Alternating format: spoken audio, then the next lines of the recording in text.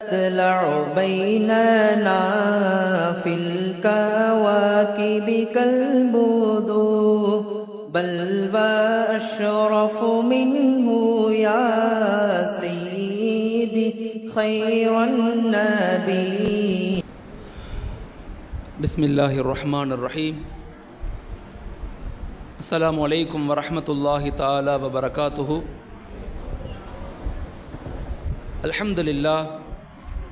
الحمد لله كفى والصلاة والسلام على سيدنا المصطفى أما بعد فقد قال الله تعالى في القرآن العظيم أعوذ بالله من الشيطان الرجيم بسم الله الرحمن الرحيم إن الله لا يغير ما بقوم حتى يغير ما بأنفسهم صدق الله العليم. وقال رسول الله صلى الله عليه وسلم إنما الأعمال بالنيات وإنما لكل امرئ ما نوى. புகழ் அனைத்தும் ஏக இறைவன் அல்லாஹ் ஒருவனுக்கே உரித்தாகட்டும். அவனுடைய அன்பும் சாந்தியும் சமாதானமும் உலகத்திலுள்ள அனைத்து மக்களின் மீதும் உண்டாகட்டும். ஆமீன். மாஷா அல்லாஹ், உங்களை எல்லாம் சந்தித்தது பெரிய சந்தோஷம். அல்லாஹு தாலா நம்முடைய எண்ணங்களை, நம்முடைய செயல்களை, நம்முடைய அமல்களை, நம்முடைய தான தர்மங்களை அல்லாஹ் ஏற்றுக்கொள்ளணும், கபூல் செய்யணும். எல்லா நிலையிலும் அல்லாஹ்விற்காக, அல்லாஹுடைய ரசூலுக்காக, ஹஸரத் ரசூலுல்லாஹி ஸல்லல்லாஹு அலைஹி வஸல்லம் அவர்களுக்காக வாழ்ந்து மறையக்கூடிய பாக்கியத்தை அல்லாஹ் எனக்கும் உங்களுக்கும் தரணும்.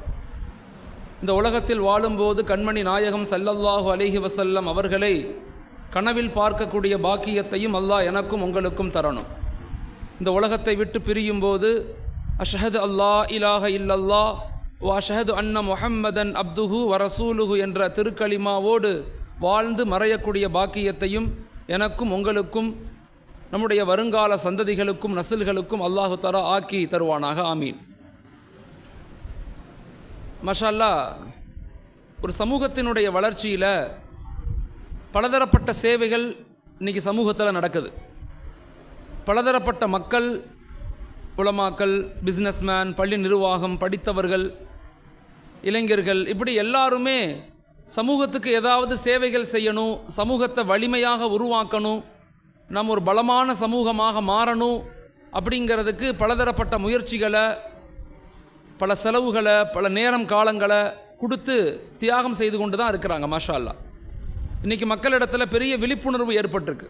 எல்லா நிலை மக்களுமே உம்மத்தை பற்றி, சமூகத்தை பற்றி, தன் பிள்ளைங்களை குர்ஆனோட மஸ்ஜிதுகளோடு இணைக்கணும், நல்ல படிக்க வைக்கணும், சமூகத்தில் ஒரு ஆளுமைகளை உருவாக்கணும் அப்படிங்கிற ஆசைகளும் ஆர்வங்களும் இன்றைக்கி சமூகத்தில் அதிகமாகிக்கிட்டே இருக்குது. மாஷா அல்லாஹ், இப்படி எல்லா சேவைகளை விட, இப்படி எல்லா விதமான முயற்சிகளை விட மிக முக்கியமான முயற்சி என்பது அடுத்த ஜெனரேஷனை, நம்முடைய வருங்கால சந்ததிகளை நம்ம எப்படி உருவாக்கிக்கிட்டு இருக்கிறோம், அவங்களுடைய மனநிலைகளை எப்படி நாங்கள் பக்குவப்படுத்திக்கிட்டு இருக்கோம், அவங்கள மேம்படுத்துறதற்கு, அவங்கள வளர்ச்சியின் பாதையில் கொண்டு செல்வதற்கு நம்ம என்னெல்லாம் செஞ்சுக்கிட்டு இருக்கிறோம் அப்படிங்கிறத நம்ம யோசித்து பார்க்கணும். ஏன்னா இஸ்லாமிய சமூகம் என்பது ஏதோ நேற்று உருவான ஒரு மார்க்கம் அல்ல. இஸ்லாமிய சமூகம் என்பது கிட்டத்தட்ட 1318 ஆண்டுகள் இந்த உலகத்தை அறிவால், சிந்தனையால், ஆற்றலால், கண்டுபிடிப்புகளால், பொருளாதாரத்தால், அரசியல் மாற்றங்களால், கலாச்சாரங்களால், இப்படி எல்லா துறைகள்லையுமே மாஷா அல்லாஹ் ஒரு சாதனை படைத்த சமூகம் இஸ்லாமிய சமூகம். ஆனால் இன்றைக்கி நம்முடைய பலகீனம், நம்ம வீழ்ச்சி அடையலை, ஆனால் ஒரு பலகீனமான நிலையில் இருக்கிறோம். ஒரு பலமான சமூகத்தை கட்டமைக்கணும் அப்படின்னா அதற்கு ஒவ்வொரு குடும்பங்களும், ஒவ்வொரு மஹல்லாக்களும் சில முயற்சிகளை தொடர்ந்து செய்வதை கொண்டு தான் நம்முடைய குழந்தைகளையும், பெண்களையும், வாலிபர்களையும் வலிமையான ஒரு சமூகமாக உருவாக்க முடியும். அது காலத்தினுடைய மிக அவசியமான ஒரு பகுதியாக இருக்குது. அதை நம்ம எப்படி செய்யணும்? ஏன்னா மாற்றம் என்பது உடனே நடக்காது. ஒரு மாற்றம் உண்டாகணும்னா அதற்கு குறைஞ்சது 10 வருஷம் ஆகும், அதிகபட்சம் 33 வருஷம் ஆகும். அதுவரையும் தொடர்ந்து பயணிக்கக்கூடிய, தொடர்ந்து தியாகம் செய்யக்கூடிய, தொடர்ந்து அர்ப்பணிக்கக்கூடிய குடும்பங்களை, பெண்களை, வாலிபர்களை, சமூக பொறுப்பாளர்களை உருவாக்க வேண்டிய மிக அவசியமான காலகட்டத்தில் இருக்கிறோம். ஸோ இன்றைக்கி நான் மாஷா அல்லாஹ் இந்த மக்தபுடைய நிகழ்வு வந்து பார்க்கும்போது சந்தோஷமாக இருக்குது. நிறைய குழந்தைகள் அவர்களுடைய விஷயங்களை, திறமைகளை, தீனை பற்றி, அவங்க பேசுவது என்பது ஒரு பாராட்டத்தக்க விஷயம். நம்ம பார்வையில் ஒரு சாதாரணமாக நினைக்கலாம். ஒரு குழந்தை களிமா சொல்லுது, ஒரு குழந்தை தீனை பற்றி பேசுது, ஒரு குழந்தை குர்ஆன் ஓதுது, அப்படிங்கிறத நம்ம சாதாரணமாக பார்க்கலாம். இது ஒரு சாதாரணமான விஷயம் கிடையாது. நம்முடைய குழந்தைகள் தான் நம்முடைய கலாச்சாரங்கள், மக்தபுகள் தான் நம்முடைய கலாச்சாரம், மக்தபு தான் நம்முடைய அடையாளங்கள். இஸ்லாமிய சமூகத்தினுடைய அடிப்படை பேஸ் எங்கே இருக்குன்னா அது மஸ்ஜிதுகளுடைய இந்த மக்தபுகள்ல இருந்து தான் இருக்குது. இதை நம்ம சரிவர பக்குவப்படுத்தி, இதை சரிவர பண்படுத்தி நம்முடைய வருங்கால ஜெனரேஷனை எப்படி உருவாக்கணும் அப்படிங்கிற ஒரு இலக்கு, ஒரு திட்டம் நம்மள்கிட்ட வந்துருச்சுன்னா மாஷா அல்லாஹ் அடுத்த ஜெனரேஷன் ஒரு வலிமையான மனநிலைக்கு உருவாக்கப்பட்ட சமூகமாக மாறுவாங்க. இப்போ இன்னைக்கு நம்முடைய குழந்தைகளை எப்படி நம்ம உருவாக்கணும், எந்த மனநிலைகளில் உருவாக்கணும், குழந்தைகள் எப்படி இருப்பாங்க அப்படிங்கிறத தாய்மார்கள் பெற்றோர்கள் நம்ம தெரிஞ்சுக்கணும். ஏன்னா ஒரு வீட்டினுடைய மாற்றம் தான் ஒரு சமூகத்தினுடைய மாற்றம், ஒரு வீட்டினுடைய வளர்ச்சி தான் ஒரு சமூகத்தினுடைய வளர்ச்சி. வெறுமனே நம்ம மாறாமல், வீடுகள் மாறாமல், வீட்டில் உள்ள பெண்கள் மாறாமல், ஈமானிய உணர்வுகள் இல்லாமல் சமூகத்தை நம்மளால் மாற்ற முடியாது. நம்ம எல்லாரும் ஆசைப்படுறோம் சமூகம் டெவலப் ஆகணும், வளர்ச்சி அடையணும், நல்லா படிக்கணும், எல்லாரும் தொழுகைக்கு வரணும், எல்லாரும் குர்ஆன் ஓதணும்னு பேசுகிறோம். பட் வாழ்க்கையில் நம்முடைய குடும்பங்களில் அதை கடைபிடிக்கிறோமா? நம்முடைய வாழ்க்கையில் அந்த திட்டத்தை நோக்கி, அந்த ஈமானிய உணர்வுகளை நோக்கி உருவாக்குறோமா அப்படின்னா அதில் பெரிய கேள்விக்குறி. நம்ம எல்லாரும் கவலைப்படுறோம். எப்படி கவலைப்படுவோம்னா, யாராவது பயான் பேசுனா கவலைப்படுவோம், பயான் பேசி முடித்தோடனே கவலை நம்மளை விட்டு போயிடும்.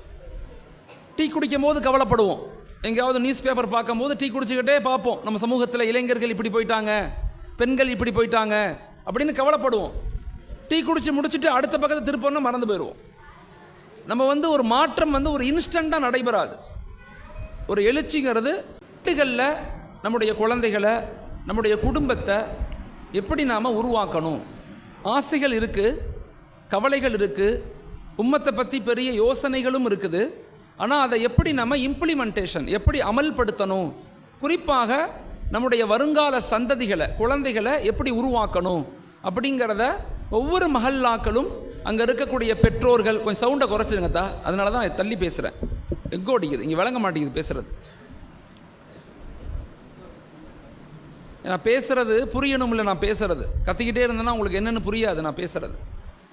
ஓகே, அப்போ நம்முடைய குடும்பங்களை எப்படி பண்படுத்தி உருவாக்கணும், ஒரு முன்மாதிரியான குடும்பங்கள் எப்படி கட்டமைக்கப்படணும் அப்படிங்கிறது மிக முக்கியமான விஷயம். இன்றைய கால சூழ்நிலையில் சமூகம் சில பிரச்சனைகளை எதிர்கொள்கிறாங்க. குறிப்பாக நம்முடைய குழந்தைகள், நம்முடைய பெண் குழந்தைகளும் சரி, ஆண் குழந்தைகளும் சரி, சமூகத்தில் சில ப்ராப்ளங்களை எதிர்கொள்கிறாங்க. அவங்க என்ன ப்ராப்ளம், என்ன பிரச்சனைகளை எதிர்கொள்கிறாங்க, அவங்க என்ன சிக்கல்களுக்குள்ளே இருக்கிறாங்கன்னு ஒரு தாயும் தகப்பனும் தெரிஞ்சுக்கிட்டால் மட்டும்தான் நாம் அவங்கள அதிலிருந்து மீட்டெடுக்க முடியும். இன்றைக்கி ஆய்வுகள் சொல்லுது 4 விதமான ப்ராப்ளத்துக்குள்ளே குழந்தைகள் இருக்கிறாங்க.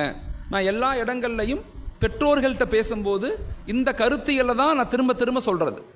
என்ன பேசினாலும் நாம் நம்முடைய குழந்தைகளை எப்படி வளர்க்கணும்னு தெரியணும். ஒரு தாய்க்கும் தந்தைக்கும் அது மிகப்பெரிய கடமை. குழந்தைகள் நம்முடைய அமானிதம், அந்த அமானிதத்தை சரிவர பின்பற்றணும், சரிவர உருவாக்கணும். மாறாக வெறுமன சும்மா ஆசைகள், குழந்தைகள் மீது அன்பு செலுத்துகிறோம், கண்மூடித்தனமான அன்பு செலுத்துகிறோம் அப்படிங்கிறத தாண்டி அவங்கள எப்படி ஒரு ஈமானிய உணர்வுள்ள, ஒழுக்கமான வாழ்வியலுள்ள, நல்ல கல்வி படைத்த ஆளுமையுள்ள, சமூக பொறுப்புள்ள இளம் பெண்களாக, இளம் ஆண்களாக எப்படி உருவாக்கணும் அப்படிங்கிறது ஒரு தாய்க்கும் தந்தைக்கும் அவசியம் தெரிஞ்சிருக்கணும். பேரண்டிங் இஸ் என் ஆர்ட்னு சொல்லுவாங்க. குழந்தை வளர்ப்பு என்பது ஒரு கலை. அது சும்மா குழந்தைகளை பெற்றுட்டு சும்மா விட்டுற முடியாது. அந்த குழந்தைகளை எப்படி இலக்குகளோடு திட்டமிட்டு ஒரு மிகப்பெரிய கட்டமைப்போடு அந்த குழந்தைகளை வளர்க்கணும் அப்படிங்கிற ஒரு மன சிந்தனை, ஒரு அறிவு, ஆற்றல் பெற்றோர்களுக்கு வேணும். அப்படி இருந்தால் தான் அந்த குழந்தைகளை சரிவர உருவாக்க முடியும். அதற்கு பெரிய பிஹெச்டி, பெரிய டாக்டரேட் படிச்சிருக்கணும்னு அவசியம் இல்லை. சில அடிப்படையான வாழ்வியல் புரிதல்கள், சில அடிப்படையான வாழ்வியல் கட்டமைப்புகளை விளங்கிக்கிட்டோம்னு சொன்னால் நம்ம குழந்தைகளை சரியான முறையில் நம்ம உருவாக்க முடியும். அதற்கு முதலாவதாக நம்ம குழந்தைகள் எதிர்கொள்ளக்கூடிய ப்ராப்ளம்ஸ் என்ன?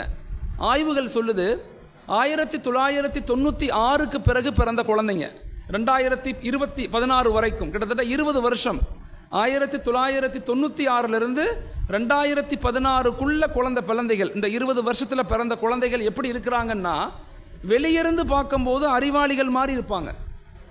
வெளியிருந்து பார்க்கும்போது பெரிய நாலேஜ் உள்ள, கம்ப்யூட்டர் பயன்படுத்துவாங்க, டெக்னாலஜி பயன்படுத்துவாங்க, ஏஐ ஆர்டிஃபிஷியல் இன்டெலிஜென்ஸ் பயன்படுத்துவாங்க, எல்லாம் பயன்படுத்துவாங்க. ஆனால் உணர்வுகள் ரீதியாக அவங்க பலகீனமாக இருக்கிறாங்க அப்படின்னு ஆய்வுகள் சொல்லுது. அப்போ அந்த குழந்தைகளை நம்ம எப்படி தயாரிக்கணும், எப்படி உருவாக்கணும், எப்படி அவங்கள்ட்ட நம்ம பழகணும் அப்படின்னு தெரிஞ்சுக்கிறதுக்கு முன்பதாக அவங்க எதிர்கொள்ளக்கூடிய ப்ராப்ளம்ஸ் என்ன அப்படிங்கிறத ஒரு தாய் தகப்பன் தெரிஞ்சுக்கணும். ஏன்னா இந்த உலகத்தில் நம்ம வாழ்ந்தோங்கிறதுக்கு ஒரு மிகப்பெரிய அடையாளம் நம்முடைய குழந்தைகள் தான். அந்த குழந்தைகளை சரிவர நம்ம உருவாக்காமல் விட்டுட்டு போயிட்டோம்னு சொன்னால், ஒன்று இந்த குழந்தைகள் இந்த உலக இன்பங்களில் மூழ்கி போய் அடிமைகளாக போயிடுவாங்க, உலகத்தினுடைய இன்பங்களில் மூழ்கிடுவாங்க, அல்லது இந்த உலகத்தினுடைய அதிகாரங்களை பார்த்து பயந்து போயிடுவாங்க. இந்த ரெண்டு நிலையிலும் நம்முடைய ஜெனரேஷன் மாட்டிக்கொள்ளக்கூடாது. ஒரு வலிமையான ஈமான், ஒழுக்கமான வாழ்வியல், ஆளுமையான கல்வி, இந்த நமது நாடு, நமது தேசம், நமது கண்ட்ரி அப்படிங்கிற ஆழமான சமூக சிந்தனை உள்ள குழந்தைகளை, ஆண் குழந்தைகளை, பெண் குழந்தைகளை, வாலிபர்களை உருவாக்க வேண்டிய மிகப்பெரிய அவசியமான காலகட்டத்தில் நம்ம இருக்கிறோம். அப்போ நம்ம ஒவ்வொன்றும், இஸ்லாம் சொல்லக்கூடிய ஒவ்வொன்றுமே மனித சமுதாயத்தினுடைய வளர்ச்சிக்கானது. அதனால் இந்த குழந்தைகளை எப்படி உருவாக்கணும் அப்படிங்கிறதுக்கு முன்பதாக நாம் ஒன்று தெரிஞ்சுக்க வேண்டிய விஷயம் என்னென்னா, அவங்க எதிர்கொள்ளக்கூடிய ப்ராப்ளம்ஸ். முதலாவதாக நம்முடைய குழந்தைகள் எதிர்கொள்ளக்கூடிய பிரச்சனை என்னென்னா கல்ச்சரல் டிக்ளைன். அதுக்கு பேர் கலாச்சார சீர்கேடுன்னு சொல்லுவாங்க. நம்ம தெரிஞ்சோ தெரியாமலோ அவங்க பார்க்குற படங்கள், நாடகங்கள், நெட்ஃப்ளிக்ஸு, யூஸ் பண்ணுற வெப் சீரியஸு, பார்க்குற சோசியல் மீடியாஸு, கேம்ஸு, இதெல்லாம் அவங்கள ஒரு விதமான கலாச்சார மோசமான நிலைக்கு தள்ளிக்கிட்டு இருக்கு. நாட் ஓன்லி ஃபார் குழந்தைகளுக்கு மட்டும் நான் சொல்லலை, பெரியவங்களுக்கும் சேர்த்து தான் சொல்கிறேன். கல்ச்சரலி நம்ம பாதிக்கப்பட்டிருக்கிறோம். நம்ம எப்படி முடிவெட்டுறோம், நம்ம குழந்தைகள் இன்றைக்கி முடிவெட்டுற ஸ்டைலை பாருங்கள். அவங்க ட்ரெஸ் போடுறது, அவங்க பேசக்கூடிய வார்த்தைகள் எல்லாமே இந்த சமுதாயத்தினுடைய இன்றைக்கி இருக்கக்கூடிய டெக்னாலஜியை, சோசியல் மீடியாவை, படங்களை பார்த்து அதை பிரதிபலிக்கக்கூடிய சமூகமாக இப்போ மாறிக்கிட்டு இருக்கு. இப்போ இந்த குழந்தைகளை எப்படி நம்ம சோசியல் மீடியாவிலேருந்து பாதுகாக்க போகிறோம், மொபைல் ஃபோன்கள்லேருந்து எப்படி பாதுகாக்க போகிறோம்? அடிப்பதை கொண்டு, திட்டுவதை கொண்டு, அதிகாரத்தை கொண்டு மாற்றியமைக்க முடியாது. அதுக்கு சில பயிற்சி முறைகள் இருக்குது. என் புள்ள ஃபோனை கொடுத்தா தான் சாப்பிட்றான், என் புள்ள ஃபோனை கொடுத்தா தான் தூங்குறான், என் புள்ள ஃபோனை கொடுத்தா தான் என்னையே நிம்மதியாக விடுறான் அப்படிங்கிற மனநிலை இன்றைக்கி ஆண்களுக்கும் இருக்குது, பெண்களுக்கும் இருக்குது. அது எங்கள் வீட்லேயும் இருக்குது, உங்கள் வீட்லேயும் இருக்குது. அதை யாரும் அதுக்கு விதிவிலக்கெல்லாம் கிடையாது. ஆனால் எப்படி நாம் இதை ஹேண்டில் பண்ண போகிறோம்? இந்த கல்ச்சரல் ப்ராப்ளத்தை, இந்த கலாச்சார சீர்கேடு சாதாரணம் இல்லை, நம்ம சாதாரணமாக நினைக்கிறோம். இதனால் உடல் ரீதியாக, மன ரீதியாக, ஆரோக்கிய ரீதியாக நெக்ஸ்ட் ஜெனரேஷன் பாதிக்கப்படுதுன்னு ஆய்வுகள் சொல்லுது. மிகப்பெரிய பாதிப்பு, நம்ம நினைப்பதை விட பாதிப்பு அதிகமாக இருக்குது. அதனால் கல்ச்சரல் டிக்ளைன், கலாச்சார சீர்கேட்டிலிருந்து நம்ம குழந்தைகளை எப்படி பாதுகாக்கணும், இது முதல் ப்ராப்ளம். ரெண்டாவது ஒழுக்கம் சார்ந்த விஷயம். இன்றைக்கி படிப்பு அதிகமாயிருச்சு, பாசம் குறைஞ்சிருச்சு. ஓகே, இன்றைக்கி அறிவும் அதிகமாயிருச்சு, அன்பு குறைஞ்சிருச்சு. விட்டு கொடுத்தல், அரவணைத்தல், குழந்தைகளுக்கு எத்தனை பேர் குழந்தைகளுக்கு டெய்லி முத்தம் கொடுக்குறோம் யோசிச்சு பாருங்கள். எத்தனை பேர் குழந்தைகள் பக்கத்தில் உட்காந்து கை போட்டு சாப்பிட்றோம், எத்தனை பேர் குழந்தைகளுக்கு ஊட்டி விடுறோம். நைட்டு படுக்கும்போது பக்கத்தில் எத்தனை பேர் உட்காந்து குழந்தைகளுக்கு அழகான ஹதீஸுகளை, அழகான சம்பவங்களை, அழகான வரலாற்றுகளை சொல்கிறோம். நமக்கு நேரமே இல்லை. ஏன்? நம்மளும் அந்த டெக்னாலஜிக்குள்ளே மாட்டிக்கிட்டு இருக்கோம். ஒரே பெட்டில் படுக்கிறோம், கணவர் இந்த பக்கத்து திரும்பி ஃபோன் பார்ப்பாரு, மனைவி இந்த பக்கத்து திரும்பி ஃபோன் பார்ப்பாங்க. நைட்டு எத்தனை மணிக்கு தூங்குகிறோம்? 10 மணி, 11 மணி, 12 மணிக்கு தூங்குகிறோம். எத்தனை மணிக்கு காலையில் எழுந்திருக்க முடியும்? அப்போ ஒழுக்க ரீதியான சீர்கேடு அதிகரித்து கொண்டே இருக்குது. அந்த ஒழுக்க ரீதியான சீர்கேட்டினால மன அழுத்தங்கள், கோபங்கள், எரிச்சல்கள், மனைவி மீது கணவருக்கு அன்பு இல்லை, கணவனின் மீது மனைவிக்கு அன்பு இல்லை, வீட்டில் உள்ள பெரியவர்களின் மீது ஒரு கண்ணியம் செலுத்துறதில்ல, அவங்கள நல்ல பார்வை கொண்டு பார்க்கறதில்ல, அவங்கள ஒரு சுமையாக தான் பார்க்குறோம். வீட்டில் 65 வயசு ஆயிருச்சு, 70 வயசு ஆயிருச்சுன்னா அவங்கெல்லாம் சுமைகளாக நமக்கு தெரிய ஆரம்பிக்கிறாங்க. ஏன்? அந்த பார்வைகள் நமக்கு இல்லை, அந்த டிசிப்ளின் லைஃப் நம்மள்ட்ட இருந்து போயிருச்சு. அதை நம்ம எப்படி உருவாக்க போகிறோம், எப்படி நம்ம குழந்தைகளுக்கு கொடுக்க போகிறோம்? சாதாரணமாக இது ஒரு பயானாக நினைக்காதீங்க. இது ஒரு ஐடியாலஜி, இது ஒரு கருத்தியல். அடுத்த சமூகத்தை, அடுத்த ஒரு சமுதாயத்தை வலிமையாக உருவாக்கணும்னா தற்போது வாழுகின்ற சமுதாயம் தியாகம் செய்யணும், அர்ப்பணிக்கணும். ஒரு தாய் தகப்பனுடைய தியாகம்தான் குழந்தைகளுடைய வளர்ச்சி. ஹஸரத் ரசூலுல்லாஹி ஸல்லல்லாஹு அலைஹி வஸல்லம் அவர்களுடைய தியாகம்தான் சஹாபாக்கள். சஹாபாக்களுடைய தியாகம்தான் தாபியின்கள், தாபியின்களுடைய தியாகம்தான் தபா தாபியின்கள். ஒவ்வொரு சமுதாயத்தினுடைய தியாகம்தான் அடுத்த சமுதாயத்தினுடைய வளர்ச்சி.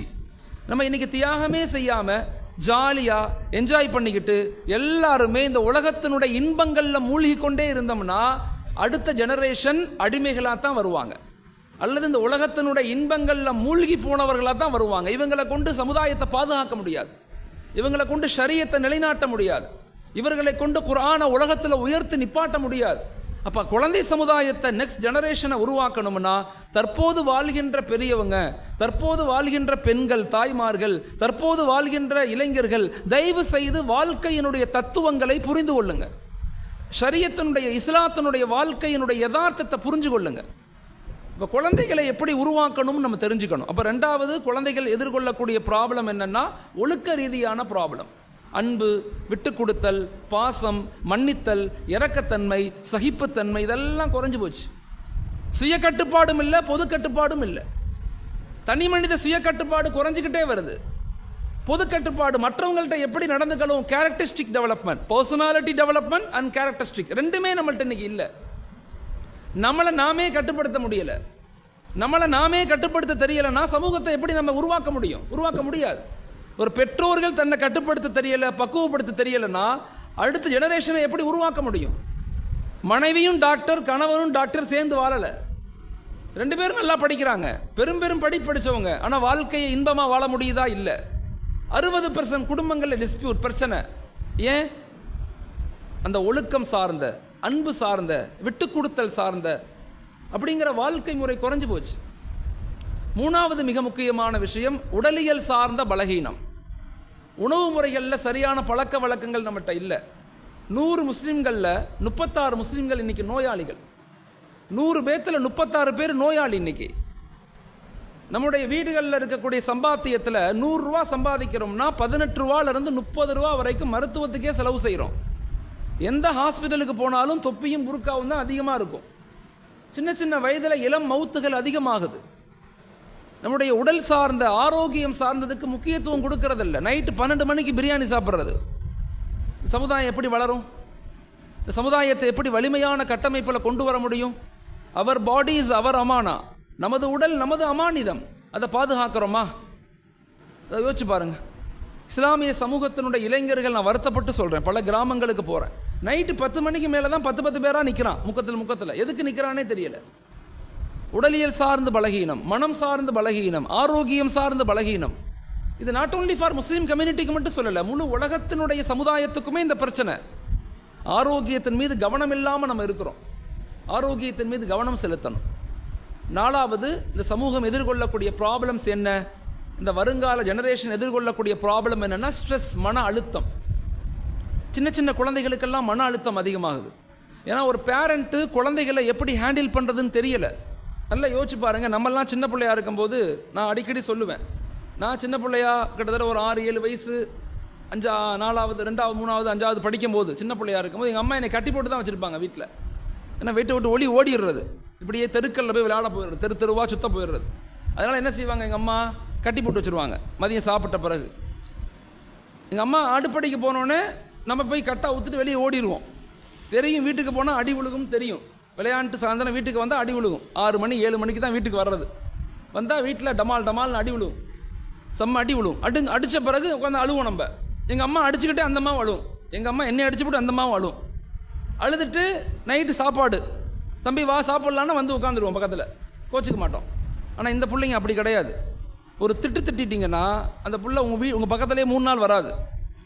பலகீனமாக இருக்காங்க, உள்ளம் ரீதியான பலகீனமாக நம்முடைய குழந்தைகள் இருக்கிறாங்க. அப்போ அந்த குழந்தைகளை எப்படி ஹேண்டில் பண்ணணும் மிக முக்கியமானது. கடந்த 6 மாதத்தில் மட்டும் தமிழகத்தில் 100 குழந்தைகள் தற்கொலை பண்ணியிருக்கிறாங்க. சின்ன சின்ன குழந்தைங்க, 8வது 10வது 11வது 12வது படிக்கக்கூடிய பிள்ளைங்க. அம்மா ஃபோனை பிடிங்கிட்டான்னு ஒரு போய் மாலிலேருந்து கூச்சிட்டான். வீட்டில் முடிய ஒழுங்காக வெட்ட சொன்னாங்க, நேராக வெட்ட சொன்னாங்க அப்படின்னு சொல்லி கோச்சிக்கிட்டு ட்ரெயினில் விழுந்துட்டான். இதெல்லாம் நீங்கள் பேப்பரில் படித்து தான் இருப்பீங்க. அப்போ இந்த குழந்தைகளை எப்படி ஹேண்டில் பண்ணணும், இதை ஒரு பெற்றோருக்கு வகுப்படுத்தணும். ஒவ்வொரு மகல்லாக்களும் இதன் மீது கவனம் செலுத்தணும். மகல்லாவை வலுப்படுத்தணும்னா எப்படி நெக்ஸ்ட் ஜெனரேஷனை உருவாக்கணும்னு ஒவ்வொரு மகல்லாக்களும் பெற்றோர்களுக்கு சொல்லிக் கொடுக்கணும். வாராந்திரம் மாதாந்திர வகுப்புகளில் இது போன்ற நிகழ்வுகளை சொல்லிக் கொடுக்கணும். ஒரு கணவன் மனைவி உறவு முறைகள் எப்படி இருக்கணும், குழந்தைகளை எப்படி வளர்க்கணும், முன்னோர்களை எப்படி மதிக்கணும். முன்னோர்களை மதிக்காத எந்த சமூகமும் முன்னேறியதாக வரலாறே கிடையாது. முன்னோர்களை எப்படி மதிக்கணும், அவங்க மீது எப்படி இரக்கம் காட்டணும். அல்லாஹுடைய ரஹ்மத், பரக்கத், ரிஸ்க் வீடுகளில் வரணும்னா வயதான மக்களுடைய துவாக்கள் நமக்கு தேவை. இதை பற்றி எல்லாம் பெண்களுக்கு சொல்லிக் கொடுக்கணும்.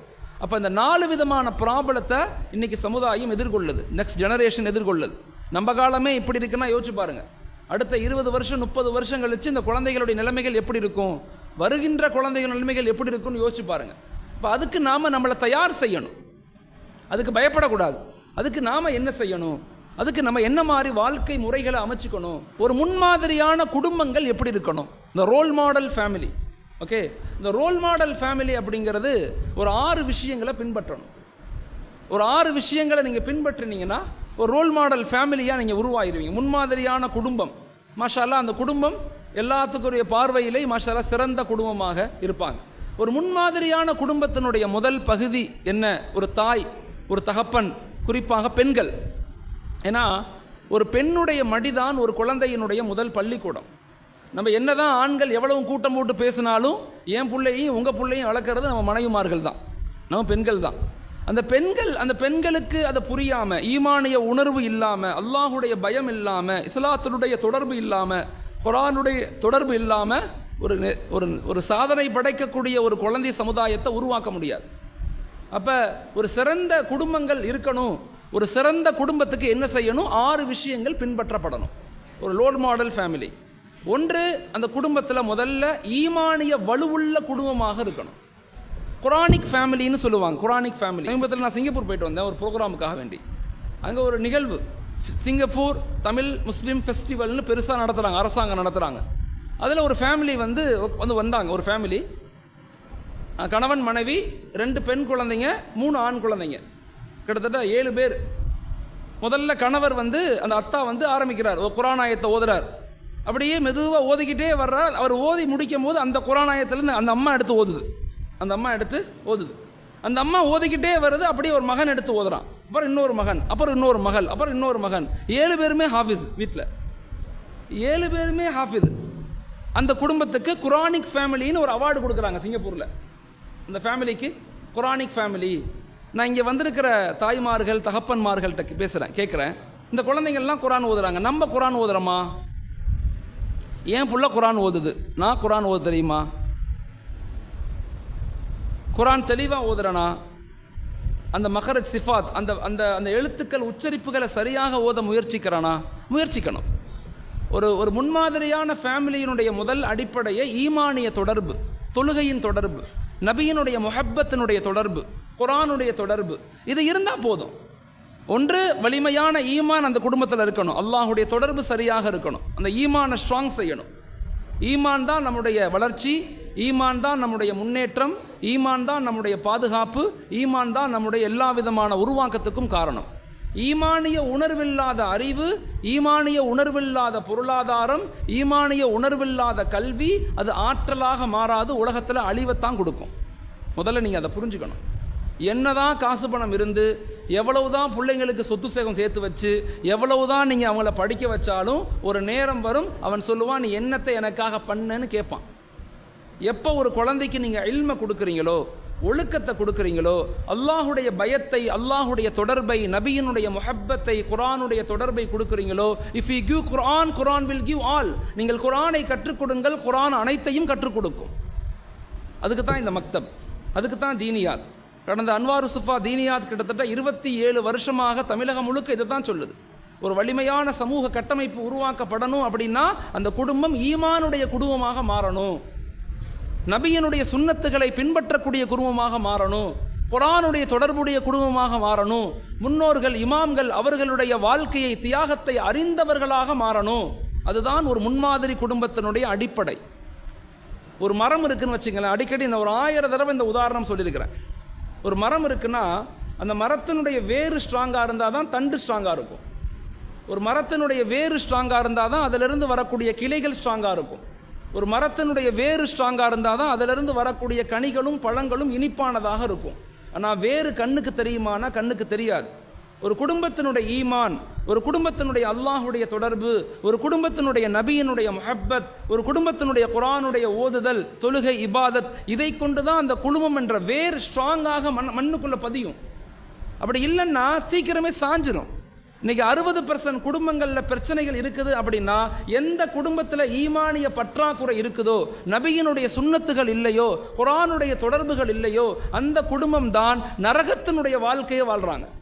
வெளியில 6 கார் நிக்குது, பெரிய பங்களா இருக்கு, காசு இருந்தாலும் கஷ்டம், காசு இல்லாட்டியும் கஷ்டம். ஆனா எப்ப ஈமான் இருக்குதோ, எப்ப அல்லாஹுடைய தொடர்பு இருக்குதோ, எது இருக்குதோ இல்லையோ, வாழ்க்கையில நிம்மதி இருக்கும். நான் வாழ்க்கையில உணர்ந்து சொல்றேன், நம்முடைய குடும்பங்களில் ஈமானிய தொடர்பை வலிமைப்படுத்துங்க. அல்லாஹ் பரக்கத்தை கொட்டி கொட்டி கொடுப்பான். நோய் நொடி இல்லாத, அன்பான, பிரியப்படக்கூடிய, விட்டு கொடுக்கக்கூடிய மனைவியை கொடுப்பான். நேசிக்கக்கூடிய கணவனை கொடுப்பான். அடிபணியக்கூடிய குழந்தைகளை கொடுப்பான். எல்லா நிலை மாற்றமும் நமக்கு ஏற்படும். ஆனால் அந்த நிலையை நாங்கள் முயற்சிக்கிறது இல்லை. அந்த அல்லாஹுடைய தொடர்பு இல்லாமல் ஜெயிக்கலாம் அப்படின்னு நினைச்சோம்னா ஜெயிக்க முடியாது. முதல்ல புரிஞ்சுக்கங்க. இந்த உலகத்தினுடைய பிரச்சனைகளை, இந்த உலகத்தினுடைய ஃபித்னாக்களை, குழப்பங்களை, நெகட்டிவிட்டிஸை நீங்கள் எதிர்த்து நிற்கணும்னா ஈமான் என்ற பலம் எங்கள்கிட்ட இருக்கணும். புஜபலமும் புத்தி பலமும் மட்டும் போதாது, ஆன்மீக பலம் வேணும். அறிவும் ஆற்றலும் மட்டும் பத்தாது, அல்லாஹுடைய தொடர்பு வேணும். அப்பதான் உங்களால் ஷைத்தானியத்தை, பிரச்சனைகளை, குழப்பங்களை, இன்னைக்குள்ள அரசியல் சூழல்களை எதிர்த்து நிற்கக்கூடிய ஆற்றல் எங்க இருக்குன்னா அல்லாஹுடைய தொடர்புல தான் இருக்குது. அந்த ரகசியத்தை குடும்பங்கள் விளங்கணும். அதற்காக சில முயற்சிகள் செய்யணும். உங்களுடைய குர்ஆன், உங்களுடைய இபாதாத், குழந்தைகளுக்கு முன்பதாக அம்மா அத்தா தொழுங்க. நஃபிலான வணக்கங்களில் வீடுகளில் தொழுங்க. குழந்தைகளுக்கு முன்பதாக அம்மா குர்ஆனை எடுத்து சப்தமிட்டு ஓதுங்க. நான் அடிக்கடி சொல்லுவேன். நான் சமீபத்தில் கேட்ட பயான் துல்ஃபிகார் சாபுடைய ஒரு பயான்.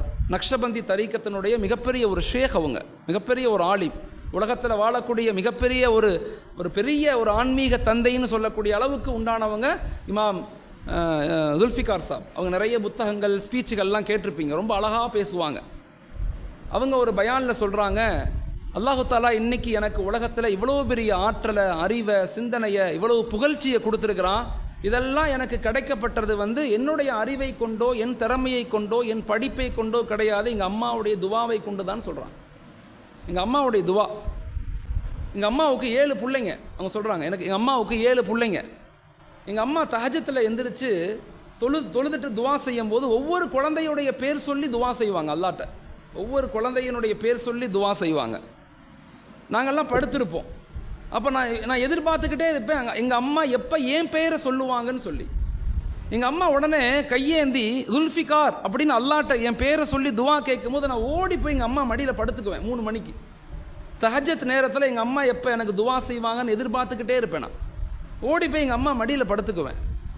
எங்கள் அம்மா என்ன செய்வாங்க, ஒரு கையில் அல்லாட்ட துவா கேட்டுட்டு அவங்களுடைய வலது கையை என்னுடைய தலையில் வச்சு தடவி கொடுத்துட்டே இருப்பாங்க. எங்கள் அம்மா என்னவெல்லாம் அல்லாட்ட கேட்டாங்களோ அதெல்லாம் அல்லாஹ் எனக்கு இப்போ கொடுத்துக்கிட்டு இருக்கிறான். நான் அனுபவிச்சுக்கிட்டே இருக்கிறேன். வாழ்க்கையில் பெற்றோர்கள் குழந்தைகளுக்காக துவா செய்யுங்கள். எத்தனை பேர் செய்கிறோம்? மனதில் கை வச்சு பாருங்க. வந்த தாய்மார்கள், வந்த தந்தைமார்கள், உங்கள் குழந்தைகளுடைய பேர் சொல்லி துவா செய்யணும். என் புள்ள சரியில்லை, என் புள்ள பேச்சை கேட்க மாட்டேங்கிறான், என் புள்ள படிக்க மாட்டேங்கிறான், என் பிள்ளை ஓடி போயிடுறான், என் பிள்ளை எனக்கு அடங்க மாட்டேங்கிறான் அப்படின்னு சொல்வதை, புலம்புவதை விட்டு அல்லாட்ட புலம்புங்க. மனிதர்கள்ட்ட புலம்புறதை முதல்ல நிப்பாட்டுங்க. மனிதர்கள்ட்ட புலம்பாதீங்க, அல்லாட்ட புலம்புங்க.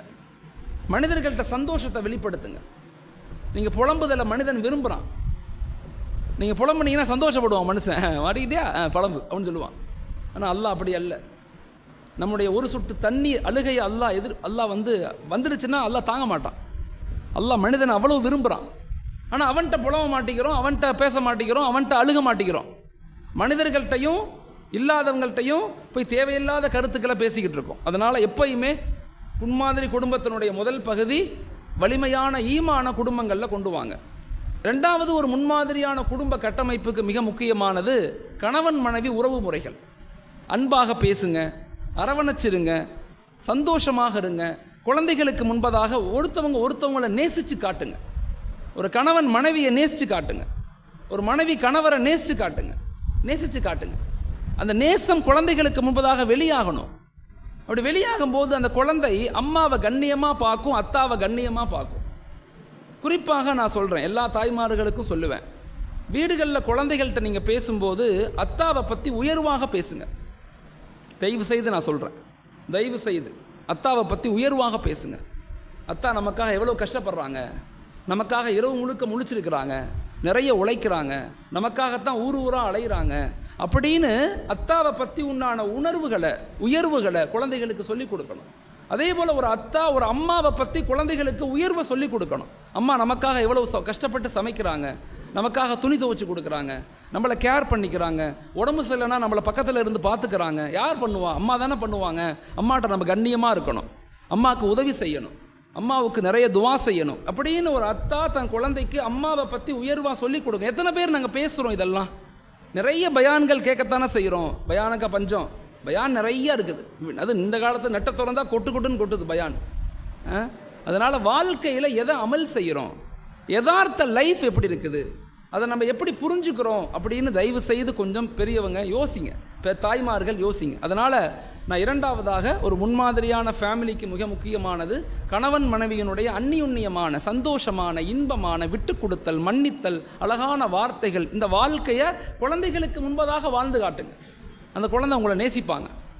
எப்போ பார்த்தாலும் சண்டை போட்டுக்கிட்டே இருந்தா, அத்தாவும் அம்மாவும் பிள்ளைக்கு முன்னாடி சண்டை போட்டே என்ன நடக்கும்? அந்த பிள்ளை வெறுத்து போகுது, மனநிலை பாதிக்கப்படும், மந்தமாக மாறும், அந்த குழந்தைக்கு அறிவு பெருசாக வளராது. நம்ம நினைக்கிறோம் குழந்தைங்க நம்ம பேசுகிறதெல்லாம் காதில் விழுகாது விளங்காதுன்னு நினைக்கிறோம். இல்லை, எல்லா குழந்தைகளுக்கும் புரியும். ஒரு குழந்தையினுடைய நியூரான்ஸ், மனிதனுடைய மூளையில் குழந்தைகளுக்கு நியூரான்ஸ்ன்னு இருக்குது. 5 வயசு வரையும் தான் 90% வேலை செய்யும். அதனால தான் 5இல் விளையாதது 50இல் விளையாதுன்னு சொல்லுவாங்க. அந்த ஏஜில் தான் திரும்பி பேச தெரியாது. ஆனால் observing, they are not listening your words, they are observing yours அப்படின்னு சொல்லுவாங்க. அவங்க உங்கள் வார்த்தைகளை கேட்க மாட்டாங்க, உங்களை கவனிக்கிறாங்க. நாம் எப்படி இருக்கிறோமோ அப்படி தான் பிள்ளைங்க. அதனால் ரொம்ப கேர்ஃபுல்லான ஒரு கணவன் மனைவி வாழ்க்கை முறை ரொம்ப தேவை, ரொம்ப தேவை. 3வது, வீட்டில் உள்ள பெரியவங்கள் மீது கவனமாக இருங்க. அவங்கள கண்ணியப்படுத்துங்க, அவங்கள இரக்கம் காட்டுங்க. அவங்க மீது இரக்கம் காட்டினா அல்லாஹ் நம்ம மீது இரக்கம் காட்டுவான். காதுக்கு பக்கத்தில் உள்ள முடி நரைத்த மனிதர்களுடைய துவாக்களை அல்லாஹ் ஏற்றுக்கொள்ளாமல் இருக்கிறதுக்கு வெக்கப்படுறான்னு சொல்கிறாங்க இமாம்கள். இப்னு கைம் ஜௌசி ரஹ்மத்துல்லாஹி அலைஹி சொல்கிறாங்க, காதுக்கு பக்கத்தில் முடி நரைச்சி போச்சு ஒரு மனிதனுக்கு, 60 வயசு ஆயிடுச்சுன்னு வச்சுங்க, 55-60 வயசு ஆனால் காடு நரைச்சிடும். இந்த நரைத்த முடி உள்ள மனிதர் அல்லாஹ்ட்ட உன்னை கேட்டு அல்லாஹ் கொடுக்காம இருக்கிறதுக்கு வெக்கப்படுறான். அவரை நேசிங்க. வயதான மக்கள் வீடுகளில் இருந்தால் அன்பாக பேசுங்க, ஆதரவாக பேசுங்க. வரும் சில நேரங்களில் சொன்னதையே திரும்ப திரும்ப சொல்லுவாங்க, கோவப்படுத்து, எல்லாம் நடக்கத்தான் செய்யும். ஆனால் பொறுமையாக இருங்க, நிதானமாக இருங்க. அவங்கள்ட்ட அன்பா, அவங்க வயசு ஆக ஆக அவங்களுடைய மனநிலைகள் மாறத்தான் செய்யும், அதை புரிஞ்சுக்கங்க. அவங்க மீது கோவப்படாதீங்க, எரிஞ்சு விழுகாதீங்க, மனசை உடைச்சிடாதீங்க. குறிப்பாக அவங்க பதுவாக்களை வாங்கிடாதீங்க. நீ நாசமாக போயிடுவேன்னு சொல்லக்கூடிய வார்த்தைகளை தயவு செய்து வயதான மக்கள்கிட்ட இருந்து வாங்கிடாதீங்க.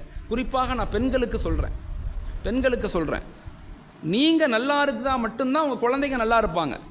நீங்கள் நல்லவங்களா இல்லைன்னா குழந்தைகள் பாதிக்கப்படுவாங்க. வலா தசிறு வாசிரத்தம் விசிற உஹ்ரா, என்னுடைய பாவத்தை எங்கள் அத்தா சுமக்க மாட்டார், என்னுடைய பாவத்தை என் மகன் சுமக்க மாட்டான். ஆனால் என் பாவத்தினுடைய விளைவுகளை என் குழந்தைகள் 3 தலைமுறைகள் தாங்கியே தீரணும், அனுபவிச்சு தான் தீரணும். மனிதர்களுக்கு அநியாயம் செய்யக்கூடாது, எந்த நிலையிலும் நம்மளால் யாரும் பாதிக்கப்பட்டக்கூடாது, எந்த நிலையிலும் யாராலும் என்னால் பாதிக்கப்பட்டக்கூடாது. இமாம் தஹபி ரஹமத்துல்லான்னு ஒருத்தவங்க இருந்தாங்க, மிகப்பெரிய ஒரு ஆலிம். இமாம் தஹபி அதில் கபாயிர்னு கிதாபில் அந்த சம்பவத்தை எழுதுகிறாங்க. இமாம் தஹபி அவங்க கடத்தருவில் நிற்கிறாங்க. ஒரு மனிதன் கையில்லாத மனிதன் மக்களை பார்த்து, மக்களே அல்லாஹ்வை பயந்து கொள்ளுங்கள், அநியாயம் செய்யாதீர்கள், அல்லாஹ்வை பயந்து கொள்ளுங்கள், அநியாயம் செய்யாதீர்கள்னு கத்திக்கொண்டே இருக்கார். இமாம் தஹபி பக்கத்தில் போய் கேட்டாங்க, என்னப்பா கத்துற, என்ன விஷயம் உனக்கு, ஏன் இப்படி சொல்கிற? இமாம் அவங்களே, நான் இந்த ஊரினுடைய தலைவன், இது பெரிய சம்பவம், நான் ரொம்ப சுருக்கமாக சொல்கிறேன். இந்த ஊருடைய தலைவன், நான் மிகப்பெரிய செல்வந்தன், மிகப்பெரிய ஆரோக்கியமான மனிதன். எங்கள் வீட்டுக்கு போகும்போது என் ஒய்ஃப் மீன் வாங்கிட்டு வர சொன்னாங்க. நான் மீன் வாங்க மீன் கடைக்கு போனேன், மீன் கிடைக்கல. அப்படியே கடற்கரை ஓரமாக போனேன். அங்கே ஒரு மனிதன், நோஞ்சானான ஒல்லியான ஒரு மனிதன் 5 மீனை கொண்டுட்டு கையில் பிடிச்சிட்டு வந்துக்கிட்டு இருந்தான். நான் அவனை கூப்பிட்டு, இங்கே மீனை கொடுறா அப்படின்னு கேட்டேன். அவன் சொன்னான், ஐயா நான் படகுக்கு போய் கப்பலுக்கு போய் 3 நாள் கழிச்சு இன்றைக்கி தான் வர்றேன், கப்பலில் உள்ளவங்க பெருசாக எனக்கு காசு தரலை, இந்த மீனை தான் கொடுத்துருக்காங்க, நான் மீனை கொண்டு போய் என் புள்ள பொண்டாட்டிகளுக்கு சமைச்சு கொடுத்தா தான் அவங்க சாப்பிடுவாங்க, 2-3 நாள் சாப்பிடாமல் இருப்பாங்க, அந்த மீனை கேட்காதீங்கன்னு கெஞ்சிறான். நான் என்ன பண்ணேன், அவனை அடித்து அந்த மீனை பிடுங்கிட்டேன். அவன்கிட்ட இருந்து அவனை மீனை பிடுங்கி விரலில் சுற்றி வச்சுருந்தேன், அந்த நூலை வச்சு அந்த கைத்தை அவுத்து அந்த அப்படியே பிடுங்கிட்டு போயிட்டேன், வீட்டுக்கு போயிட்டேன். இமாம் தஹபி தன் கிதாபில் சொல்கிறாங்க, பெரும் பாவங்கள் அப்படின்னு ஒரு புத்தகத்தில் இதை எக்ஸ்பிளைன் பண்ணுறாங்க. மனிதர்களுக்கு அநியாயம் செய்யக்கூடாதுன்னு சொல்லி வீட்டுக்கு வந்தால் மனைவி மீனை சமைக்கிறாங்க, மீனை சமைச்சு கொடுக்குறாங்க. மீன் சாப்பிடும் போது மீனுடைய முள் சம்திங் ஏதோ குத்தி அவன் கையில் ரத்தம் வந்துடுச்சு. ஒரு நாள் 2 நாளில் அந்த விரல் கருப்பாக மாறுச்சு. ஒரு வாரத்தில் அவன் கையெல்லாம் அப்படியே கருப்பு நிறமாக மாறுது. போய் டாக்டரை பார்த்தோம்னா டாக்டர் சொல்கிறாங்க உன் கை அழுக ஆரம்பிக்குது, அதை எடுக்கணும், இவ்வளோ தூரம் எடுக்கணும். இவ்வளோ தூரம் எடுத்தாங்க, திரும்பி இவ்வளோ தூரம் எடுத்தாங்க, எடுத்துக்கிட்டே இருக்கிறாங்க என் கையை. நான் ஒரு தடவை படுத்திருந்தேன். நோஞ்சானான என் செத்தெல்லாம் போய், என் செல்வமெல்லாம் போய், என் அதிகாரமெல்லாம் போய், நான் அப்படியே நொடிஞ்சு போய் ஒரு ஓரமாக படுத்திருந்தேன். என் நண்பர் என்னை பார்க்க வந்தார். எப்படிப்பட்ட மனிதன் நீ இப்படி ஆயிட்டியே, ஒரு நிலைமைக்கு காரணம் என்ன, கடைசியில் நீ என்ன சாப்பிட்டேன்னு என்கிட்ட கேட்டார். நான் சொன்னேன் மீன் சாப்பிட்டேன்னு சொன்னேன். அந்த மனிதன் ஞாபகப்படுத்தினா அந்த மீனை யார்கிட்டருந்து வாங்கினேன்னு கேட்டான். அப்போ தான் எனக்கு ஞாபகம் வந்துச்சு, நான் ஒரு மனிதன்கிட்டருந்து அந்த மீனை பிடுங்கி அல்லவா வந்தேன்னு சொல்லி வேக வேகமாக எந்திரிச்சு தன் ஒத்த கையோட, அழுகி போன கையோட கடத்தெருவெல்லாம் தேடுறேன். அந்த மனிதனை போய் தேடுறேன், தேடி தேடி பார்க்குறேன். அந்த மனிதன் ஒரு இடத்துல சில மீன்கள் பொட்டிகளை இறக்கி வச்சு வேலை செஞ்சுக்கிட்டு இருக்கான். அந்த பக்கத்தில் போய் நான் கேட்டேன், தம்பி என்ன ஞாபகம் இருக்குதான்னு கேட்டேன். தம்பி என்ன ஞாபகம் இருக்குதா? அவன் எனக்கு இல்லையே அப்படின்னு சொன்னான். அந்த மனிதன் இல்லையே அப்படின்னு சொன்னான். இந்த மனிதன் போய் அவர்கிட்ட கூப்பிட்டு தம்பி என்ன ஞாபகம் இருக்குதான்னு கேட்டார். அந்த மனிதன் சொன்னார், ஐயா என்னை ஞாபகம் இல்லை, உங்களுக்கு தெரியலை. நல்லா யோசிச்சு பாரு, ஒரு தடவை நீ மீனை கொண்டு வரும்போது அந்த மீனை நீ என்ன செஞ்ச, மீன் கொண்டு வந்த, நான் ஒரு மனிதன் ஒன்றிட்ட இருந்து அந்த மீனை பிடுங்கினானே, அது யாருன்னு தெரியுதா? தெரியுது, யாருன்னு தெரியுது, அது நான் தான் சொன்னான். இப்போ அந்த மனிதன் கேட்டான், அந்த மீனை பறி கொடுத்தவன், ஐயா உன் கைக்கு என்ன ஆச்சுன்னு கேட்டான். கைக்கு என்ன ஆச்சு? இப்போ இந்த மனிதன் கேட்டான், அதை விடு, நான் ஒன்று கேட்குறேன், அதுக்கு நீ பதில் சொல்லு. ஒரு இடத்துலேருந்து நான் மீனை பிடுங்கும் போது நீ அல்லாட்ட என்ன துவா செஞ்சேன்னு கேட்டான். உன்கிட்ட நான் மீனை பிடுங்கினல்ல, அப்போ நீ அல்லாட்ட என்ன சொன்ன அப்படின்னு கேட்குறான். அப்போ அந்த மனிதன் சொன்னான், என்னிடத்துல நீ மீனை பிடுங்கும் போது நான் என்ன அல்லாட்ட கேட்டேன்னா, யா அல்லாஹ், இந்த மனிதன் தன்னுடைய அறிவு, ஆற்றல், பலத்தை கொண்டு என்னிடத்துல இருந்து பிடுங்குறான், அவன் பலத்தை என்னிடத்துல அவன் காட்டிட்டான், யா அல்லாஹ் உன் பலத்தை அவனிடத்துல நீ காட்டுன்னு துவா செஞ்சேன்னு சொன்னான். மனிதர்களுக்கு அநியாயம் செய்யக்கூடாது. நம்மளால் ஒரு மனிதன் பாதிக்கப்பட்டுட்டானா அதனுடைய விளைவுகள் ரொம்ப மோசமானது. இன்றைக்கி பல நேரங்களில் பல குடும்பங்கள், பல குழந்தைகள் பாதிக்கப்படுறதுக்கு காரணமே இமாம் ஷா வலியுல்லா தெஹ்லவி ரஹ்மத்துல்லாஹ் தன் கிதாபுகள் இதை பற்றி ரொம்ப ஆழமாக எழுதுகிறாங்க. அஸ்ராருல் ஆலம்னு ஒரு கிதாப் இருக்குது. அந்த கிதாபில் மனிதர்கள் பாவங்கள் செய்யறதுனால ஏற்படக்கூடிய விளைவுகளை பற்றி, குறிப்பாக அடுத்த ஜெனரேஷன் எப்படி பாதிக்கப்படுதுன்னு சொல்கிறாங்க இமாம் அவர்கள். தயவு செய்து நாம் ஒன்று புரிஞ்சுக்கணும், வாழ்க்கையில் வீட்டில் இருக்கக்கூடிய பெரியவர்கள், வயசானவர்கள், அவர்கள் மீது கண்ணியமாக நடந்து கொள்ளுங்க. அவர்களுடைய சாபங்களை, அவர்களுடைய மோசமான துவாக்களை நம்ம வாங்கிடக்கூடாது வாழ்க்கையில். இது 2வது. 3வது. 4வது என்னன்னு சொன்னால், குழந்தைகளை நல்ல ஒழுக்கமாக திட்டமிட்டு வளர்க்க முயற்சி செய்யுங்க. குழந்தைகளை திட்டமிட்டு வளருங்க. நம்ம வீட்டில் ஒரு டாக்டர் இருக்கார், நம்ம வீட்டில் ஒரு ஜட்ஜர் இருக்கார், நம்மள்ட்ட ஒரு ஆலிம் இருக்கார், நம்மள்ட்ட ஒரு ஹாஃபிஸ் இருக்கார், நம்மள்ட்ட ஒரு முஃப்தி இருக்கார், நம்மள்ட்ட ஒரு சயின்டிஸ்ட் இருக்கார் அப்படின்னு குழந்தைகளை பெற்றோர்கள் பாருங்கள். குழந்தைகளை நீங்கள் என்னவா ஆக்கணும்னு விரும்புகிறீங்களோ அதை பற்றி குழந்தைகள்கிட்ட உட்காந்து பேசுங்க. குழந்தைகளை வளர்க்குறதுக்கு நமக்கு சில வழிமுறைகளை நமக்கு முன்னோர்கள் சொல்லி கொடுக்குறாங்க. 4 விதமான வழிமுறைகள். ஒன்று அட்டென்ஷன். குழந்தைகள்கிட்ட கவனமாக இருங்க. அடிக்கடி பேர் சொல்லி கூப்பிடுங்க, பக்கத்தில் உட்காருங்க, முத்தம் கொடுங்க, தோளில் கை போடுங்க, இதெல்லாம் செய்யுங்க. அட்டென்ஷன். ஒரு கவனம் இருக்கணும். இன்றைக்கி நம்முடைய நிறைய ப்ராப்ளத்துக்கு, நிறைய தோல்விகளுக்கு காரணம் என்னென்னா கவனக்குறைவு தான். கவனமாக நம்ம இருக்கிறதில்ல. கவனக்குறைவு தான் நம்முடைய சமுதாயத்தினுடைய பெரும் வீழ்ச்சிக்கு காரணம். யூதர்களுடைய ஹிதாயத்து இல்லாமல் போனதுக்கு காரணம் அவங்க வரம்பு மீறிய மக்களாக மாறிட்டாங்க. யகூதி நசாராக்கள் இருக்காங்களே, ஈசா நபிய கடவுள்னு சொல்லக்கூடியவங்க, அவங்க வீழ்ச்சி அடைந்ததுக்கு காரணம், ஹிதாயத் மறுக்கப்பட்டதனுடைய காரணம் என்னென்னா, அவங்கெல்லாம் லால்லீன், உண்மையை பொய்யன்னு, பொய்யை உண்மைன்னு விளங்கிக்கிட்டாங்க, தவற உண்மைன்னு, உண்மையை தவறுன்னு விளங்கிக்கிட்டாங்க. அதனால அவங்களுக்கு ஹிதாயத் மறுக்கப்பட்டுச்சு. ஆனால் இந்த சமுதாயத்தினுடைய பலகீனத்தை பற்றி இமாம்கள் நமக்கு சொல்லிக் கொடுக்குறாங்க. நம்முடைய பலகீனத்துக்கு காரணமே என்னென்னா கஃப்லத்து தான். இல்லை துந்திர கௌமம் மா உந்திர ஆபாவுகும் ஃபஹும் காஃபிலூன். உங்களுக்கு எச்சரிக்கை செய்யப்படும் போதெல்லாம் உங்களுடைய முன்னோர்கள் கஃப்லத்தாக இருந்தால் என்ன நடக்கும்னா, லக்கது ஹக்கல் கவுலு அலா கசரையும் ஃபஹும் லா யுமினூன். பின்னாடி வரக்கூடிய சமுதாயத்தினுடைய பல நபர்களுக்கு ஈமானே கிடைக்காம போயிடும்னு சொல்கிறாங்க. தயவு செய்து பெற்றோர்கள் குழந்தைகள்கிட்ட கவனமாக இருங்க. 2வது அஃபெக்ஷன், அன்பை வெளிப்படுத்துங்க. நான் உன்னை நேசிக்கிறேன்னு சொல்லுங்கள், நீ எங்களுடைய அமானிதம்னு சொல்லுங்கள். நைட்டு படுக்கும் போது பக்கத்தில் உட்காருங்க, காலைல எழுந்திரிக்கும் போது பக்கத்தில் உட்காந்து எழுப்பி விடுங்க. அந்த குழந்தைகள் மீது கொஞ்சோன்னு அஃபெக்ஷனை வெளிப்படுத்துங்க. வச்சா கண்மூடித்தனமாக வைக்கிறோம், இல்லைனா கண்டுகொள்ளாமல் விட்டுறோம். இது 2மே கூடாது. 3வது அப்ரிசியேஷன். அடிக்கடி குழந்தைகளை பாராட்டுங்க. உன் ட்ரெஸ்ஸு நல்லா இருக்குது. ஒரு கணவன் மனைவியை பாராட்டுங்க, ஒரு மனைவி கணவனை பாராட்டுங்க, குழந்தைகளை பாராட்டுங்க, மூத்தவங்களை எல்லாத்தையும் பாராட்டுங்க. எங்கள் அத்தாட்ட அடிக்கடி நான் சொல்லுவேன், என்ன நீங்கள் எப்படி வளர்த்தீங்களோ அதே மாதிரி என் பையனையும் வளர்த்து கொடுங்கன்னு சொல்லுவேன். அவர் எங்கள் அத்தா அப்படியே சந்தோஷத்தில் பூரிப்பார். இதுதான் வாழ்க்கை முறை. இதை சொல்லணும் ஒரு அத்தாட்ட, ஒரு அம்மாட்ட. அந்த ஒரு அந்த அந்த நட்புறவு இன்னமும் எங்கள் அத்தா என் பக்கத்தில் உட்காரவே, எங்கள் அம்மா மடியில் படுப்பேன், இதெல்லாம் செய்ய தான் செய்யணும். என்னதான் ஏஜ் ஆனாலும், எவ்வளவு பெரிய இடத்துக்கு போனாலும் அத்தா அம்மாவுக்கு நம்ம பிள்ளைங்க தான், அதை மறந்துடக்கூடாது. அது ஒரு முக்கியம். அதனால் அப்ரிசியேஷன் அடிக்கடி பாராட்டுங்க. 4வது அக்செப்டன்ஸ், ஏற்றுக்கொள்ளுங்க. எப்போ பார்த்தாலும் கம்பேர் பண்ணாதீங்க. அந்த வீட்டு புள்ள இப்படி இருக்குது, இந்த வீட்டு புள்ள இப்படி இருக்குது, இந்த வீட்டு புள்ள இப்படி இருக்குது. நம்ம புள்ள எப்படி இருக்குமோ அப்படி தான் இருக்கும், நம்ம எப்படி இருந்தோமோ அப்படித்தான் அது இருக்கும். யோசிச்சு பாருங்கள். ஒரு பையன் ஒருத்தவர் என்ன செஞ்சாராம், எப்போ பார்த்தாலும் பிள்ளையை திட்டிகிட்டே இருப்பார். அந்த பையனை, அந்த எகுத்த வீட்டு புள்ள பாரு நல்லா படிக்குது, அந்த பையனை பாரு அவன் அவ்வளோ மார்க்குவான், இப்படி சொல்லிக்கிட்டே இருப்பாரான். ஒரு நாள் இவன் டென்ஷன் ஆகி கேட்டானா, எகுத்த வீட்டு அத்தா வந்து கலெக்டராக இருக்கார், நீ கலெக்டராக இருக்காருன்னு கேட்டான். என்னைய மார்க்கு கம்பேர் பண்ணுற, 400 எடுத்துட்டான், நான் 400 எடுத்துட்டேன்னு சொல்லிக்கிட்டே இருக்கில்ல. இப்போ அப்போ குழந்தைகளை ஏற்றுக்கொள்ளுங்க, அவங்கள அப்ரிஷியேட் பண்ணுங்க, பக்கத்தில் உட்காந்து புரிய வைங்க. நல்லா படிக்கணும், நல்லா படித்தா சமூகத்துக்கு உயர்ந்த இடத்துக்கு வருவ அப்படின்னு சொல்லிக்கிட்டே இருக்கணும். குழந்தைகள் நீங்கள் தயவு செய்து அத்தா அம்மாவுடைய இணக்கத்தில் வரணும். அவங்க பேச்சை கேட்க ஆரம்பிக்கணும். அவங்கள நீங்கள் நெருங்கி அவங்களுடைய துவாக்களை, அவங்களுடைய அன்பை நீங்கள் வாங்கினா மட்டும்தான் லைஃப்பில் வெற்றி பெற்ற குழந்தைகளாக மாற முடியும். அத்தா அம்மாவுடைய துவாக்கள் கிடைக்கலன்னா எதுவுமே வாழ்க்கையில் கிடைக்காது. அதை முதல்ல புரிஞ்சுக்கணும்.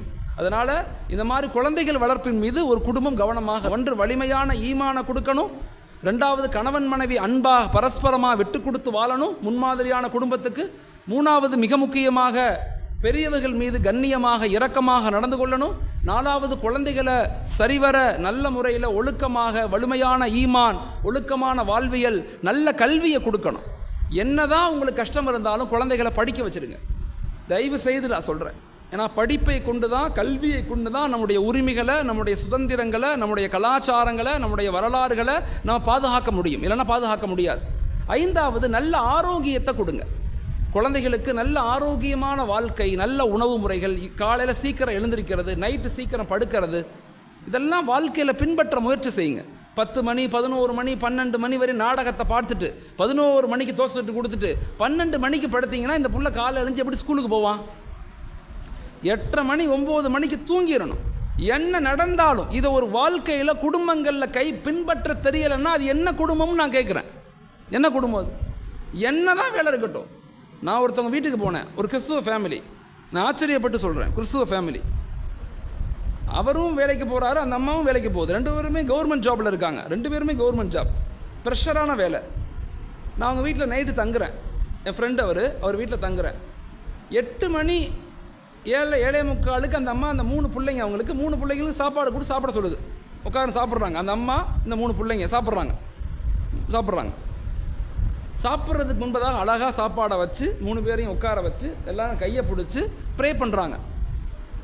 இந்த சாப்பாடை இறைவன் எங்களுக்கு கொடுத்துருக்குறான், அந்த இறைவனுக்கு நாங்கள் நன்றி செலுத்துகிறோம், ஒருபோதும் இறைவன் நாங்கள் மறக்க மாட்டோம், இந்த உணவுகளை தயாரித்தவங்களுக்கு நாங்கள் நன்றி செலுத்துகிறோம், இவ்வளவும் சொல்லி அந்த 3 குழந்தைங்க சொல்கிறாங்க. இந்த அம்மா சொல்லு, இந்த பிள்ளைங்கெல்லாம் பதில் சொல்லுது. ஒரு குடும்பத்தை பாருங்கள் எப்படி இருக்குதுன்னு பாருங்கள் நீங்கள். கரெக்டாக 8 மணிக்கு 8:15 அந்த அம்மா ரூமுக்கு கூட்டி போயிடுச்சு 3 பிள்ளைங்களையும். இப்போ நான் கேட்டேன் என் ஃப்ரெண்ட்ட, பிரதர் அவங்க உள்ளே போயிட்டாங்க, சிஸ்டர் உள்ளே போயிட்டாங்க, நம்ம சாப்பிடவே இல்லை அப்படின்னு கேட்டேன். இல்லை வந்துடுவாங்கன்னு சொன்னார். கொஞ்சம் நேரம் இந்த அம்மா வெளியே வந்துச்சு, உள்ளே போயிட்டு ஒரு 1/2 hour கழித்து வெளியே வந்துச்சு. வெளியே வந்தோன்னே நான் கேட்டேன், சிஸ்டர் என்ன நாங்கள் சாப்பிடலையே? இல்லை அஹ்மத், எங்கள் வீட்டில் ரூல்ஸ் என்ன, எங்கள் மாடல் என்னன்னு சொன்னால் 7:45 8 மணிக்கு நாங்கள் பிள்ளைங்களுக்கு சாப்பாடு கொடுத்துருவோம். 8:15 8:30 மணிக்கெல்லாம் பிள்ளைங்க தூங்கிடுவாங்க, அதிகாலை 4 மணிக்கு எழுந்திருவாங்க. என் முதல் புள்ள ஐஐடிக்கு ப்ரிப்பேர் பண்ணுறான், 8வது தான் படிக்கிறான், அவன் ஐஐடிக்கு ப்ரிப்பேர் பண்ணிகிட்டு இருக்கான். 2வது குழந்தை அவன் 6வது 7வது தான் படிக்கிறான், 6வது படிக்கிறான் நினைக்கிறேன். அந்த பையன் பார்த்தீங்கன்னா அவன் இப்போயே யூபிஎஸ்சிக்கு ப்ரிப்பரேஷன்ஸ். எப்படி குழந்தைகளை இலக்குகளோடு உருவாக்குறாங்க. உலகத்தில் அதிகாலை 70 ஃபரலாக்கிய சமூகம் இஸ்லாமிய சமூகம். நம்ம எத்தனை மணிக்கு காலையில் எழுந்திருக்கிறோம் யோசிச்சு பாருங்கள். 6 மணி 7 மணி 7:30 மணிக்கு எந்திரிக்கிறது, 8 மணிக்கு பறக்க எந்திரிச்சு பறக்க சமைச்சு அவனுக்கு சாப்பாடு கொடுக்காம அவனை அடித்து வரட்டி, பொண்டாட்டி ஒன்று சொல்ல, புருஷன் ஒன்று பதில் சொல்ல, நான் கஷ்டப்படுறேங்கிறது, இந்தம்மா நான் கஷ்டப்படுறேங்கிறது, சண்டை நடக்குதா இல்லையா? நடக்குது. நிறைய கவுன்சிலிங் என்கிட்ட வருது. பிரச்சனையே அதிகாலை சீக்கிரம் எந்திரிக்காமல் இருக்கிறது தான். நைட் எத்தனை மணிக்கு தூங்குறோம்? 10 மணி, 11 மணி. ஒரு சமூக கட்டமைப்பு வரணும் அப்படின்னா இஸ்லாமிய சுன்னத்துகளை, இஸ்லாமிய வாழ்க்கை முறைகளை, இஸ்லாமிய ஷரியத்துகளை பின்பற்றணும். அப்போதான் சமூகம், குடும்பம், சமுதாயம் எல்லாம் வளரும். வெறுமன சமுதாயம் வளரல, படிப்பில் பின்தங்கிட்டோம், பொருளாதாரத்தில் பின்தங்கிட்டோம், சமூக நிலையில் பின்தங்கிட்டோம் சொல்லிக்கிட்டே இருந்தால் எப்படி வளர்றது? ஒவ்வொரு மஹல்லாக்களும், ஒவ்வொரு குடும்பங்களும் இதை பற்றி பேசணும், இதை பற்றி சிந்திக்கணும், ஆரோக்கியத்தின் மீது கவனம் செலுத்தணும்.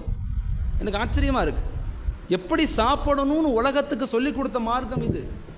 யூரோப்பிய நாடுகளெல்லாம் ட்ரெஸ்ஸு கூட போட தெரியாமல் இருந்த காலத்தில் டெலஸ்கோப்பை கண்டுபிடிச்சி வானவியல் சாஸ்திரம் புத்தகம் எழுதிய சமூகம் இது. ஆனால் இன்னைக்கு எப்படி சாப்பிடணும் கூட தெரியல. எப்படி சாப்பிட்றோம்? அவங்கவுங்க மனசில் கைவிட்டு பாருங்கள். வீட்டில் டிவி ஓடும், அந்த அம்மா தோசை துடும், அத்தா இங்கே உட்காந்துருப்பாரு, மையன் சோபா மேலே ஏறி உட்காந்துருப்பான், இந்த பிள்ளை இந்த பக்கம் ஓரத்தில் உட்காந்துருக்கும், டிவி ஓடிக்கிட்டு இருக்கும். இப்படி தான் சாப்பிட்றோம். என்னைக்காவது நம்ம உட்காந்து சுப்ரா விரிச்சு பக்கத்தில் உட்காந்து சுன்னத்தான முறையில் பிஸ்மில்லா சொல்லுங்கள், ஒரு ஹதீஸ் சொல்லுங்கள், அதெல்லாம் சாப்பாடை எப்படி கொடுத்தான்? ஒரு வேளை, 3 வேளை நான் சொல்லலை, ஒரு வேளை இல்லை, வாரத்துக்கு ஒரு வேளை சாப்பிட்றோமா? இல்லை. எப்படி சமூக கட்டமைப்பு ஏற்படும்?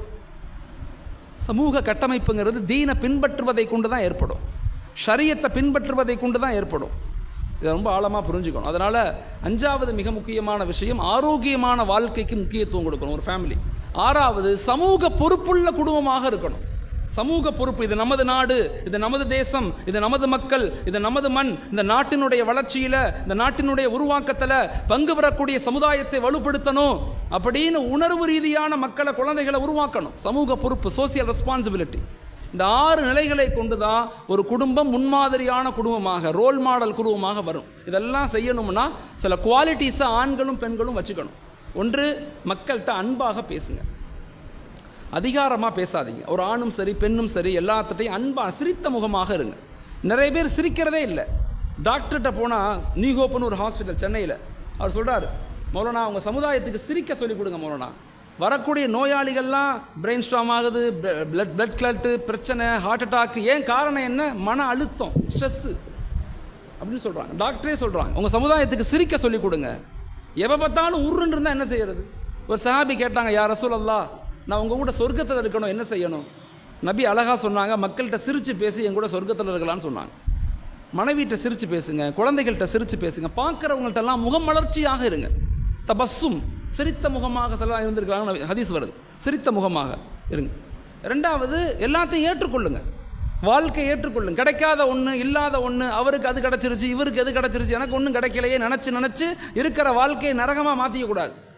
எது எங்களுக்கு கிடைக்குதோ அல்ஹம்துலில்லாஹ், எது எங்களுக்கு கிடைக்கலையோ பரவாயில்ல, அல்லாஹ் எங்களுக்கு கொடுக்கல, அதை விட சிறப்பானதை கொடுப்பான் அப்படிங்கிற எண்ணத்துக்குள்ளே வாங்க. அக்செப்டன்ஸ், ஏற்றுக்கொள்ளுங்க. 3வது, ஃபர்கிவ்னஸ், எல்லாத்தையும் மன்னிச்சிருங்க. யாரையும் தண்டிக்க ஆசைப்படாதீங்க, எல்லாத்தையும் மன்னிக்க ஆசைப்படுங்க. 4வது, பொதுநலமாக வாழணும், சுயநலமாக வரக்கூடாது.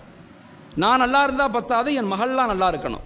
நான் நல்லா இருந்தால் பத்தாது, என் பக்கத்து வீட்டுக்காரவங்க நல்லா இருக்கணும். நான் நல்லா இருந்தால் பத்தாது, என் உறவுகளெல்லாம் நல்லா இருக்கணும். ஒபுத்தகை ஃபீமா ஆத்தா கல்லா, எனக்கு கொடுத்த எதுவுமே எனக்கானது மட்டுமல்ல, சமூகத்துக்கானது. அது அறிவு, பொருளாதாரம், கல்வி, அதிகாரம் எதுவாக இருந்தாலும் நான் மட்டும் வச்சுக்குவேன்னு சொல்லக்கூடாது. எல்லாத்துக்கும் எப்படி ஷேர் பண்ணணும். இந்த மஹல்லாவில் எத்தனை ஏழைகள் இருப்பாங்க, கஷ்டப்படக்கூடியவங்க இருப்பாங்க, சாப்பாட்டுக்கு வழி இல்லாமல் இருப்பாங்க, வறுமை கோட்டு கீழே இருப்பாங்க, விதவைகள் இருப்பாங்க, கணவர் இல்லாதவங்க இருப்பாங்க, ஆண் துணை இல்லாத மக்கள் இருப்பாங்க. அவங்களை எல்லாம் இந்த மஹல்லா மக்கள், பக்கத்து வீட்டுக்காரவங்க பொறுப்படுத்து எப்படி நம்ம அவங்கள உருவாக்க போகிறோம். இதுதான் முன்மாதிரியான குடும்பம். இதை கொண்டு தான் அல்லாஹ் நம்மளை பொருந்திக் கொள்கிறான். ஜஸாக்குமுல்லாஹ். அஸ்ஸலாமு அலைக்கும் வரஹ்மத்துல்லாஹி வபரகாத்துஹு.